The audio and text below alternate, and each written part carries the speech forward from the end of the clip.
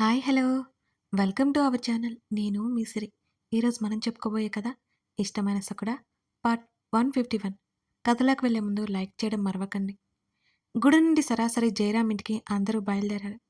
మాలవిక, హర్ష పెళ్ళెప్పుడు? ఒకసారి వచ్చింది, మళ్ళీ ఇప్పుడే రావడం. గగన్ వేరే పనుందని వెళ్ళలేదు. పెద్దవాళ్ళంతా మాట్లాడుకుంటుంటే వేదని గదిలోకి తీసుకెళ్లాడు హర్ష. డ్రెస్ చేంజ్ చేసుకోవాలి, అమ్మని పిలువు హర్షకి చెప్పింది వేద. అతను బయటకొచ్చి యమున కోసం, జానకి కోసం చూసిన వాళ్ళు కనిపించలేదు. అతను తిరిగి గదిలోకొచ్చాడు. ఆంటీ లేదు, వచ్చాక చేంజ్ చేసుకో అని అప్పటికే లేట్ అయినట్టు అనిపించడంతో ఆమెకి టాబ్లెట్స్ ఇచ్చాడు అతను. అవి తీసి వేసుకుంది. యమున కోసం కాసేపు చూసినా ఆమె రాకపోవడంతో అతను అక్కడే కూర్చోవలసి వచ్చింది. హర్ష మొబైల్ చూసుకుంటున్నాడు. అతన్నే చూస్తోంది వేద. గగన్తో కాస్త నవ్వుతూ మాట్లాడాడు. ఆ తర్వాత మళ్ళీ మామూలైపోయాడు. అతనితో మాట్లాడాలి అన్న ఆమెనేదో ఆపుతోంది. ఆలోచిస్తూ అలసట కారణంగా నిద్రపోయింది వేద. ఎటువంటి అలికిడి లేకపోవడంతో హర్ష తలెత్తి చూశాడు. అతని వైపే తిరిగి పడుకుని కనిపించింది ఈ వేద. ఆమె దగ్గరికి వెళ్ళాడు. ఆమె శ్వాస శబ్దాన్ని బట్టి ఆమె నిద్రపోతుందని అతనికి అర్థమై ముందుకు వంగి ఆమె చెంప మీద ముద్దు పెట్టుకున్నాడు. ఆమె జుట్టు సవరించి కాసేపు అలా చూసి ఆమె తల మీద మరొక ముద్దు ఇచ్చాడు. జాలి లేదే నీకు రాక్షసి అని నెమ్మదిగా ముద్దుగా కసురుకుని లేచి బయటికి రాబోతే ఊరుకోలేక వెనక్కి వెళ్ళాడు హర్ష. వేద కదిలి మరోవైపుకి ముఖం తిప్పుకుంది. నెమ్మదిగా మరోసారి ఆమె చెంప మీద ముద్దు పెట్టుకుంటుండగా అప్పటికే నిద్ర డిస్టర్బ్ అవడంతో అసహనం తాలూకా ముఖాన్ని పక్కకు తిప్పుతుండగా అతని పెదవులు ఆమె చెంపకు బదులు ఆమె పెదవులని చేరాయి. వేద టక్కున కళ్ళు తెరిచింది. ఆ హఠాత్ పరిణామానికి ఆమె కనిరెప్పలు విప్పారాయి. హర్ష అదిరిపడి వెనక్కి జరిగాడు. ఆమె ఏమనుకుంటుందో అని పిచ్చ కంగారేసింది. అసలే తనంటే మండిపడుతోంది. తన్ని చూడ్డానికే ఇష్టపడట్లేదు. అలాంటిది ఇప్పుడు ఖచ్చితంగా అసహ్యించుకుంటుంది అనిపించింది హర్షకి. ఏదో తప్పు చేసిన వాడిలా గబుక్కున పైకి లేచాడు హర్ష. వేద అలాగే సూటిగా చూసింది.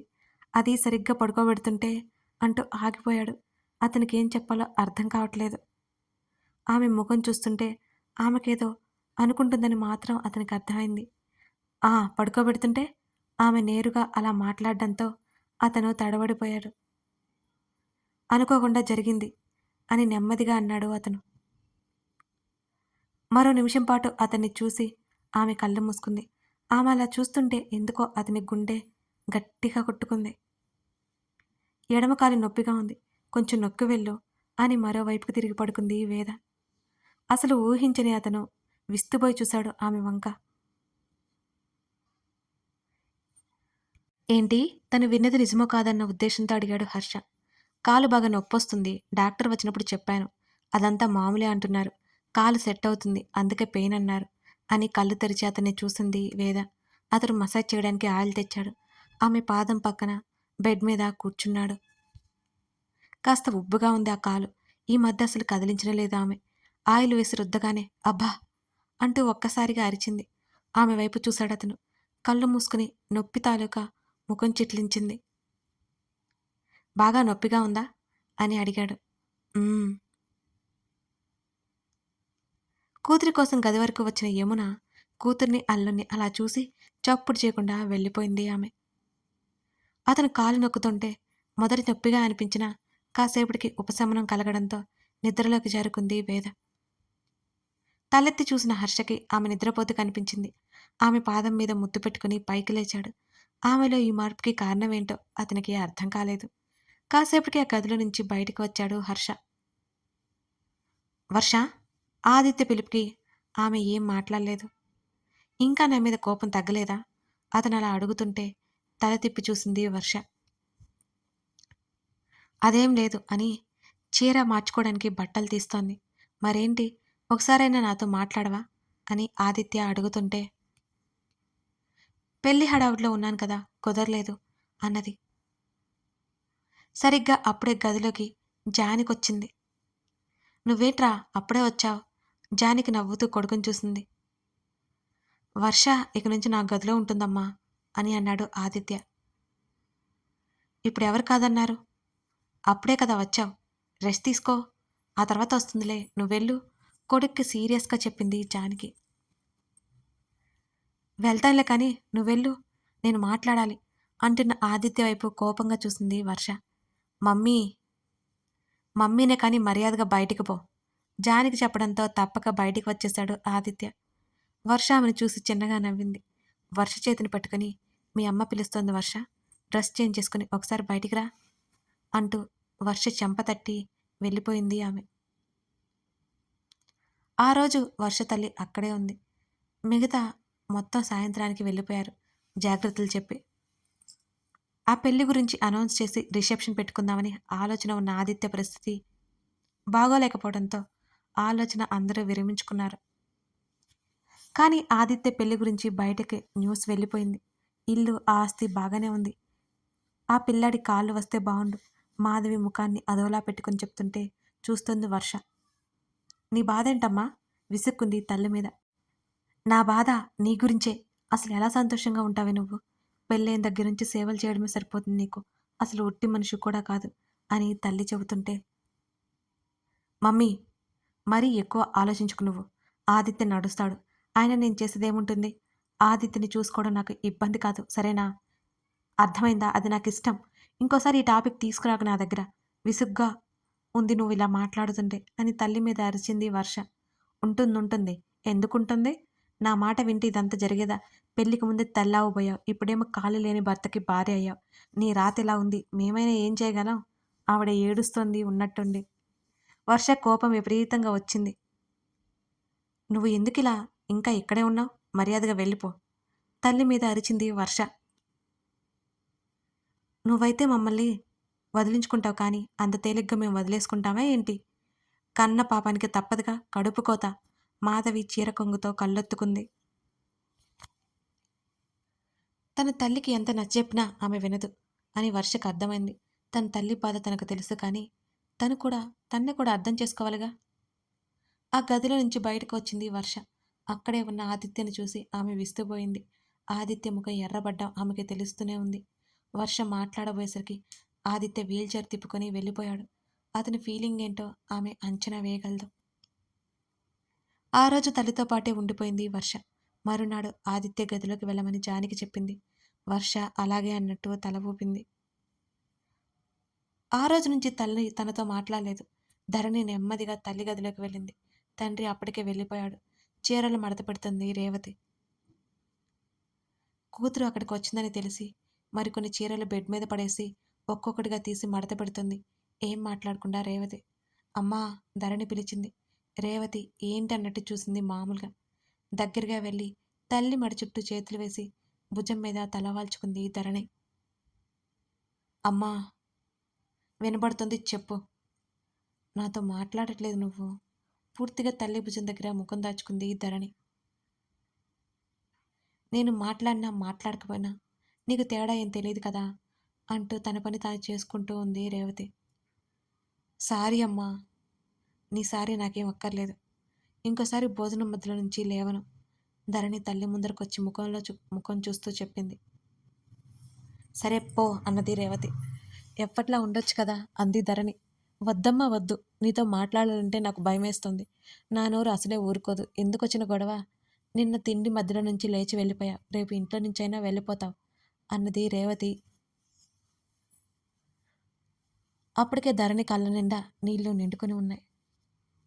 నేనెందుకు అలా చేస్తానమ్మా? ఆమె ఏడుపు గొంతుతో అంది. ఏమో ఎవరికి తెలుసు? నా కూతురు ధరణి అమాయకురాలైనా అన్నీ ఆలోచిస్తుంది. నేను చెప్పింది వింటుంది. కరెక్ట్ అయితే పాటిస్తుంది. లేకపోతే నాకే తిరిగి అప్పగిస్తుంది. కానీ నువ్వెవరో నాకు అర్థం కావట్లేదు. నీతో ఏమైనా చెప్పాలంటే నాకు భయంగా ఉంటుంది అని రేవతి కూతురు వైపు చూడలేదు. కూతురి కన్నీళ్ళు ఆమె చూడలేదు అసలు. తన తల్లి మీద ఈ మధ్య తనెంతగా విసుక్కుంటుందో ధరణికి మెల్లిగా అర్థమైంది. అమ్మా అంటూ ధరణి బేలగా పిలుస్తుంటే ఆ పరిస్థితి కల్పించిన తనకి తన మీదే కోపం వచ్చేస్తుంది రేవతికి. చేతిలో చీర అసహనంగా పక్కన పెట్టేసి బెడ్ మీద కూలబడి చేతుల్లో ముఖం దాచుకుంది రేవతి. ఏం చేస్తుంది తను? తన కూతురు బాధపడి మాటలంటుంది. ధరణి తన కాళ్ళ దగ్గర కూర్చుని తన ఒడిలో తలపెట్టుకోవడం రేవతికి తెలిసి ఉలిక్కిపడి చూస్తుంది. తల్లి ఒడిలో ముఖం దాచుకుని ఏడుస్తోంది ధరణి. ధరణి, ఏంటి ఇది? ఏడవకు. రేవతి కంగారుగా కూతురు భుజాలు పట్టుకుని పైకి లేవదీయడానికి ప్రయత్నం చేసింది. ధరణి లేవలేదు. ధరణి ఏమైంది? అసలు నీ సమస్య ఏంటో నాకు చెప్పవే? రేవతి స్వరం గద్గదమైంది. ధరణి మాట్లాడలేదు. కాసేపటికే ఆమెకి ఉధృతి తగ్గింది. ధరణి ఏమైందమ్మా? రేవతి బ్రతిమాలుతోంది. అయినా ధరణి సరే చెప్పట్లేదు. నీకు గగన్‌కి ఏదైనా గొడవైందా? చెప్పవే? రేవతి ఎంతగానో బ్రతిమాలుతోంది. పర్లేదు నాతో చెప్పవే? నువ్విలా ఉంటే నేను చూడలేనే. పాదం కందిపోకుండా పెంచుకున్న నిన్ను ఇలాంటి పరిస్థితుల్లో నేను చూడలేనే. రేవతి ఎంత అడిగినా ధరణి చెప్పలేదసలు. నేను గగన్‌ని ఏమీ అడగను. చెప్పు ధరణి. కూతురి ముఖాన్ని చేతుల్లోకి తీసుకొని కళ్ళు తుడుస్తూ అడిగింది రేవతి. తల్లి కళ్ళలో నీళ్లు చూసి ధరణి మనసు మరింత బేలగా మారిపోయింది. ధరణి చెప్పట్లేదు. నువ్వు కూడా నాతో మాట్లాడకుండా ఉండకమ్మా. ధరణి బేలగా అడిగింది. మరోసారి ఆమె కన్నీళ్లు చెంపల మీదకి దూకాయి. నువ్వు బాధపడ్డం నాకేమైనా ఇష్టమా? లోపల పెట్టుకుని కష్టపడకు. నాకు నీతో ఇదే భయం. అంతా లోపల పెట్టుకొని బాధపడతావు. చెప్పు ధరణి చెప్పు. నేనసలు ఇన్వాల్వ్ అవ్వను. రేవతి ఎంతగానో బ్రతిమాలుతోంది కూతుర్ని. తన ఒక్కగానొక్క కూతురిలా అయిపోవడం రేవతి భరించలేకపోతుంది. నేనిక్కడ ఉండనా? తల్లి మొహంలోకి చూస్తూ అడుగుతున్న ధరణిని చూసి రేవతికి కన్నీళ్లు చప్పున పొంగాయి. ఏంటి ఆ మాటలు? ఈసారి రేవతి ఏడ్చేసింది ఊరుకోలేక. వెంటనే కూతుర్ని పైకి లేవదీసి దగ్గరికి లాక్కొని కౌగిలించుకుంది. తల్లిని హత్తుకుని కళ్ళు మూసుకుంది ధరణి. ఇది నీ ఇల్లే. నువ్వు ఉండకూడదని ఎవరన్నారు? పెళ్ళైన తర్వాత ఇక్కడ ఉన్నావే ఎప్పుడైనా? గగన్ వదిలి వచ్చావా? ఇప్పుడు హఠాత్తుగా వచ్చి తిండి తిప్పలు మానేసి బాధపడుతూ కూర్చుంటే నాకు భయం వేయదా? రేవతి అడుగుతోంది. ధరణి అసలు మాట్లాడలేదిక. సరే నువ్వు నాతో ఏం చెప్పుకో కానీ మునుపట్లా ఉండు. లేకపోతే నేను ప్రశాంతంగా ఉండలేను అన్నది రేవతి బెదిరింపు. ధరణి తల ఊపింది సరే అన్నట్టుగా. కూతురి కళ్ళు తుడిచి కాసేపు పడుకో అని చెప్పడంతో తల్లి ఒడిలోనే తల పెట్టుకుని కళ్ళు మూసుకుంది ధరణి. మరునాడు ఆదిత్య గదిలోకొచ్చేసరికి వర్ష అతని గదిలో తన సామాన్లన్నీ షిఫ్ట్ చేసుకుంటోంది. ఆదిత్య మెల్లిగా వీల్‌చైర్ నుంచి బెడ్ మీదకి వెళ్ళాడు. వర్ష తిరిగి చూసేలోపు అది జరిగిపోయింది. నన్ను పిలవచ్చు కదా? ఆమె అడుగుతుంటే ఆదిత్య మాట్లాడలేదు. ఆమె డ్రెస్ మార్చుకొని లైట్ ఆఫ్ చేసి అతని పక్కన పడుకుంది. ఆది ఆమె పిలుపుకి ఏంటన్నట్టుగా తల తిప్పి చూశాడు అతను.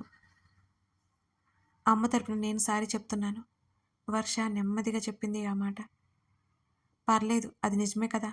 నేనేం ఫీల్ అవ్వట్లేదు. లేట్ అయింది పడుకో అని అన్నాడు అతను. అతనంత మామూలుగా చెప్పిన ఆ మాటలకి అతను ఎంత చిన్నబుచ్చుకున్నాడో ఆమెకు తెలుసు. అతను అటువైపుకు తిరిగి కళ్ళు మూసుకున్నాడు. వర్ష మరోవైపుకు తిరిగి ఆలోచిస్తుండిపోయింది. ఇద్దరు ఎలా ఉండేవారు? ఇద్దరి జీవితం ఎంతో సంతోషంగా సరదాగా ఉంది. ఇప్పుడు మొత్తం తారుమారైపోయింది. ఆదిత్య పరిచయం దగ్గర నుంచి వాళ్ళ పెళ్లి వరకు ఆమెకి ఒక్కొక్కటి గుర్తుకొచ్చాయి. ఎలా ఉండాల్సిన జీవితం ఎలా అయిపోయింది? తప్పు ఎవరిదో తెలియదు కానీ ఒకరి మధ్య ఒకరికి దూరం మాత్రమే ఇప్పుడు మిగిలింది. సన్నగా ఏడుపు శబ్దం వినిపిస్తుంటే గబుక్కున తల తిప్పి చూశాడు ఆదిత్య.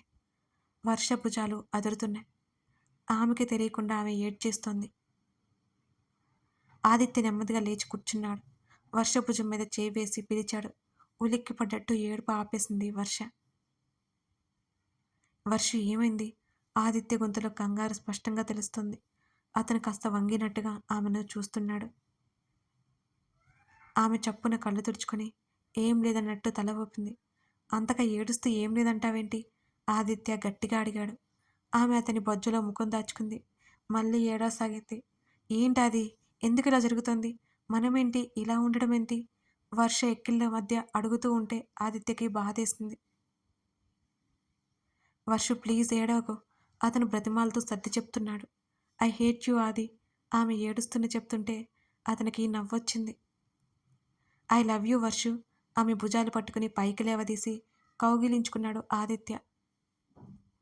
అతని తలను తన వైపుకు లాక్కుంది వర్ష. చంపేశావు కదరా నన్ను. వర్ష ఏడుపు ఆపట్లేదు. నేనేం చేశాను?